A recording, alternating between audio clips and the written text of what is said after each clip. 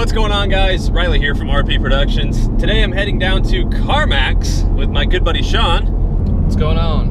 And we are going to see how much they will offer to buy the 2017 Camaro SS 1LE for. Now, I got this video idea from a YouTuber named Doug DeMiro, and Doug DeMiro would take these weird and unusual cars down to CarMax, and they'd always offer him, a funny amount for whatever car he was trying to, trade in. And I've been wanting to do this video for quite a while, and 2 days ago I was like, all right, I'm gonna do it on Thursday, which is, today as I'm filming it. And then yesterday, Street Speed 717 goes and does this basically exact same video in his Duramax, and I was like, damn it! So it may seem like he beat me to it, but I've had this planned for 3 days now. But that's not gonna stop me from having my fun, so let's go ahead and head down to CarMax in some lovely Houston traffic and see how bad they're going to lowball me. And the reason that I think they're going to lowball me is because of a few things. So, number one, I have a Nitrous Express plate frame on the back license plate back there. So I think they're gonna see that and assume that nitrous is or was being run through this car, which probably will not leave a good impression in their mind. Thing number two, the car's on drag radials. So the first thing they notice when they get in here is that the tire pressure screen is up and it's got super low tire pressure in the rear. So that's gonna probably send up red flag number 2 for them. Red flag number 3 is going to be that I have a racing helmet in my back seat right behind me. So I'm assuming they're probably gonna see that and be like, damn, this boy's wild. And red flag number 4 is, I'm a younger male coming into a CarMax with a sports car with loud exhaust and drag radials, and I'm just gonna assume that they probably don't think that I take very good care of this car, or I probably just drive the hell out of it, which is partially true. But I do treat this car very well. But in their eyes, I think that they're gonna see this and be like, oh no. So that's why I think they're gonna lowball me.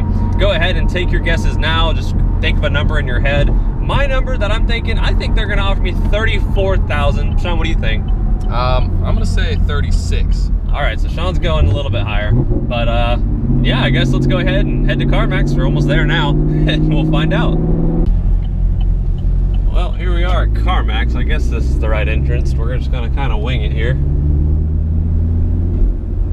Now, I guess I forgot to mention kind of why I'm here. So yes, I will be selling this car, but not for probably another 7 months. And a couple days ago, I was like, I wonder what these things are going for on the secondhand market. So I looked them up and I found 4 of them for sale. Oh, that's rough.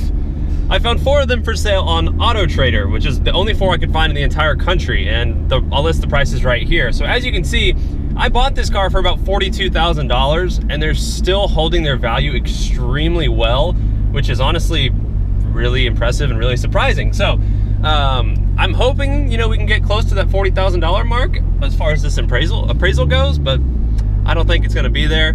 However, when I do end up private selling it, I think that I'll actually be able to retain a lot of that initial value that I paid for this car, because they really have held their value extremely well. But I don't think that CarMax with this specific car is going to see that the way I do. Let's go find out.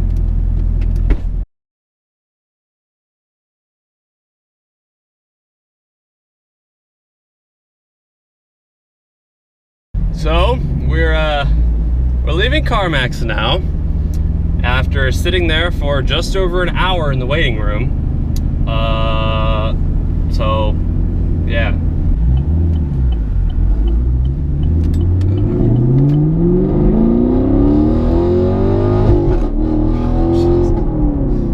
So I'm going to drive us home now, and then we will talk about this lowball offer. All right, guys, back at home now. Got the results in. You still got your number in mind?